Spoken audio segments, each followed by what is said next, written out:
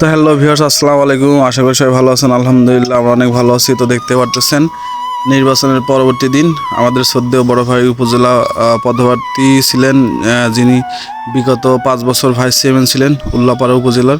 তো জনাব মনিজুর পান্না ভাই উনি নির্বাচন পরবর্তী দিনে এসে আমাদের বড় পাঙ্গাসি তথা আশেপাশে অনেকগুলো ইউনিয়নে উনি এভাবে মানুষের সাথে ঘুরে বেড়ে সাক্ষাৎ করেছেন। তো আসলে একটা ভালো মানুষের যে পরিচয়, এটাই সেই পরিচয়। দেখেন মানে উনি কিন্তু হেরে গেছে এই নির্বাচনে, বা মানে বিষয়টা আমি নির্বাচনের কথা বলবো না, তবে যাই হোক তারপরেও হার নিয়েও উনি এত সুন্দরভাবে মানুষের সাথে এসে এরকম দেখা সাক্ষাৎ করতেছেন।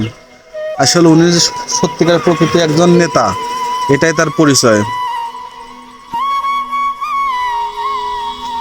ওনার যে বড় পাঙ্গাসির দলীয় অফিস ছিল সেখানে এসে তার যে কর্মীগুলো ছিল তাদের সাথে কথাবার্তা বললেন, দেখাশোনা করলেন এবং কার কি সমস্যা সেগুলো শুনলেন।